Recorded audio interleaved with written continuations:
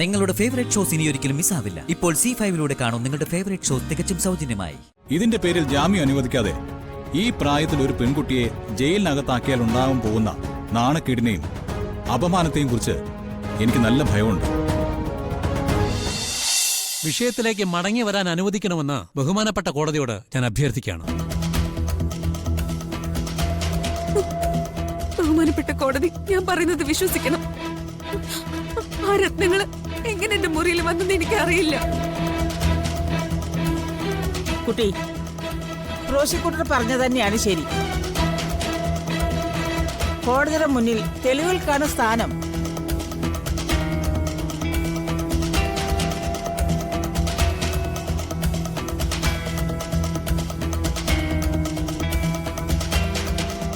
ഈ വാളുമായി ബന്ധപ്പെട്ട് നിങ്ങളുടെ വീട്ടിൽ മുമ്പും പ്രശ്നങ്ങൾ ഉണ്ടായിട്ടില്ലേ? അന്നും നിങ്ങൾ സംശയത്തിന്റെ മുൾമുനയിലായിരുന്നില്ലേ? ഇല്ല, അങ്ങനെയൊന്നും സംഭവിച്ചിട്ടില്ല. ഇതാരോ മനഃപൂർവ്വം എന്നെ കൊടുക്കാൻ വേണ്ടി ചെയ്തതാ. പക്ഷേ നിങ്ങളുടെ കുടുംബത്തിലുള്ളവർക്ക് പോലും നിങ്ങളെ സംശയമാണ്. അവര് പോലും നിങ്ങളെ വിശ്വസിക്കുന്നില്ല.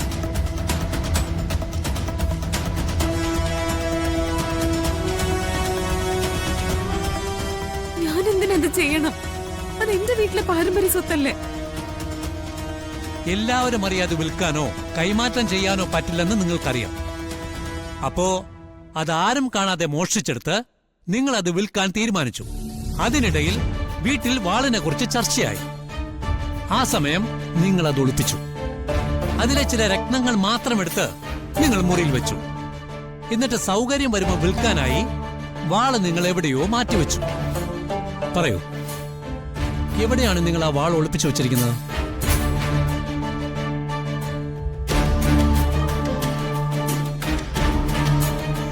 ബഹുമാനപ്പെട്ട കോടതി, ഞാൻ പറയുന്നത് കേൾക്കണം. എന്റെ കുഞ്ഞിനെ കാണാനില്ല. അതിന്റെ വിഷമത്തിലാ ഞാൻ.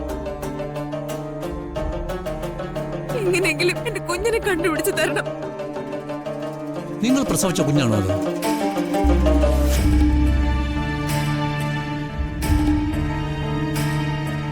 യുവർ ഓണർ, കുഞ്ഞിനെ നഷ്ടപ്പെട്ട കേസും വാള് നഷ്ടപ്പെട്ട കേസും തമ്മിൽ യാതൊരു ബന്ധവുമില്ല. ഇവരുടെ കയ്യിൽ വാൾ ഉണ്ടായിരുന്നു എന്നതിന് തെളിവാണ് ആ രത്നങ്ങൾ ഇവരുടെ മുറിയിൽ നിന്ന് കിട്ടിയത്. ഇവരാണ് യഥാർത്ഥ കുറ്റവാളി. Objection your honour. Objection sustained.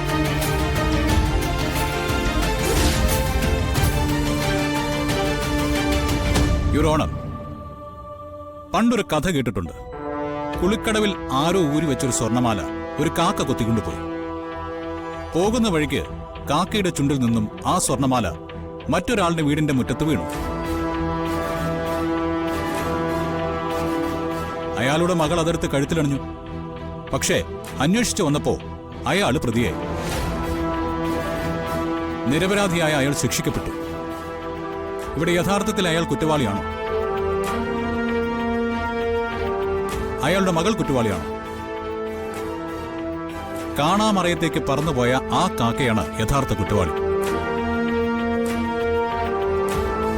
ഇവിടെയും യഥാർത്ഥ കുറ്റവാളി ആ കാക്കയെ പോലെ തന്നെ കാണാമറയത്താണ്. യുവർ ഓണർ, ഈ കാക്കയുടെ കഥയും വാളിന്റെ കേസും തമ്മിൽ എന്താണ് ബന്ധം? പിന്നെങ്ങനെയാണ് ഇവരുടെ മുറിയിലെ രക്തങ്ങൾ വന്നത്? അതിനെന്തെങ്കിലും തെളിവുകളുണ്ടോ? ആരെങ്കിലും സാക്ഷികളുണ്ടോ?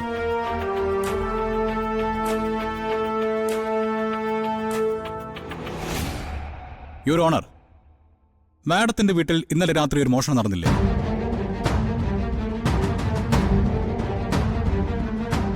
ഞാൻ ചോദിച്ചത് സത്യമല്ലേ മാഡം? സത്യമാണ്. ഇന്നലെ രാത്രിയില് എന്റെ വീട്ടില് മോഷണം നടന്നിരുന്നു. പോലീസിൽ കംപ്ലൈന്റ് ചെയ്തിട്ടുണ്ട്.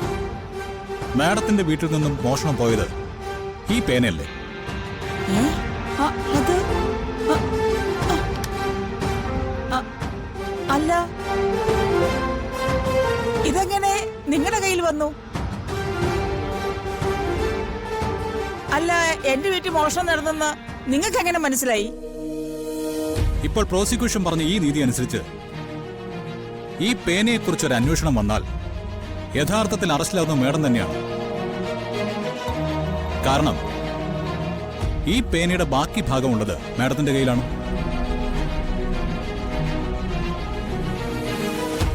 എന്റെ വീട്ടിൽ നിന്ന് പേന മോഷിച്ച കള്ളൻ അതിന്റെ ക്യാപ്പ് എന്റെ ബാഗിലിട്ടു. അതിന് ഞാൻ കുറ്റവാളിയാണോ? അല്ലെങ്കിൽ തന്നെ എന്റെ പേന ഞാൻ എന്തിനാ മോഷ്ടിക്കുന്നേ? അതുപോലെ തന്നെയല്ലേ എന്റെ കക്ഷിയും.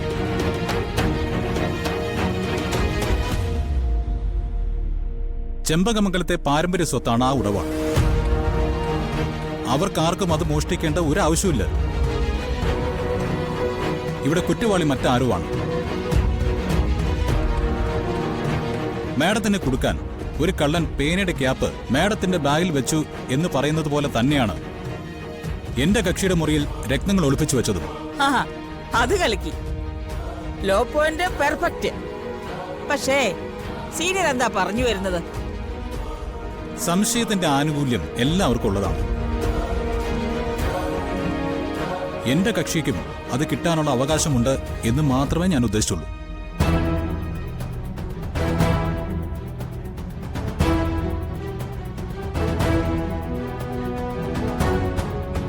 ഇതിന്റെ പേരിൽ ജാമ്യം അനുവദിക്കാതെ ഈ പ്രായത്തിൽ ഒരു പെൺകുട്ടിയെ ജയിലിനകത്താക്കിയാൽ ഉണ്ടാകാൻ പോകുന്ന നാണക്കേടിനെയും അപമാനത്തെയും കുറിച്ച് എനിക്ക് നല്ല ഭയമുണ്ട്.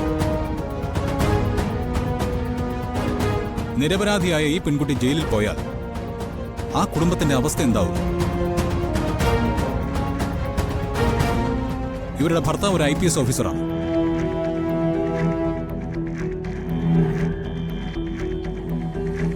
മറ്റൊരാളെ കൊടുക്കാൻ വേണ്ടി വേണമെങ്കിൽ ഇവർക്ക് ചെയ്യാലോ. അങ്ങനെയാണെങ്കിൽ മേഡത്തിന്റെ കാര്യത്തിലും അത് ബാധകമാവല്ലോ. പേനയുടെ ക്യാപ്പ് മാഡം തന്നെ ബാഗിൽ വെച്ചിട്ട് മറ്റൊരാളെ കൊടുക്കാനായിട്ട് പേന ഉപയോഗിച്ചെന്ന് പറയാമല്ലോ. അപ്പൊ വക്കീലിന്റെ കക്ഷിക്ക് ജാമ്യം അനുവദിക്കാതെ രക്ഷയില്ല.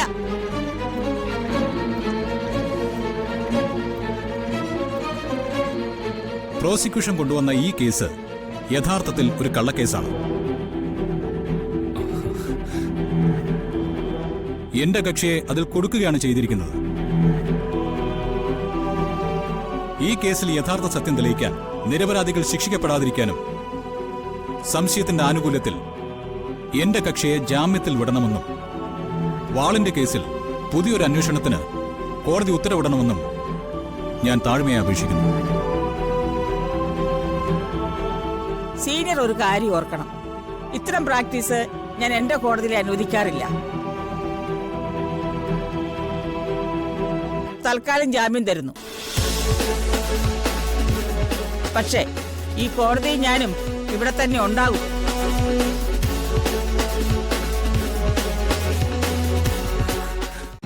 ഡൗൺലോഡ് ചെയ്യൂ C5 ആപ്പ്. കാണൂ എല്ലാ എപ്പിസോഡുകളും സൗജന്യമായി.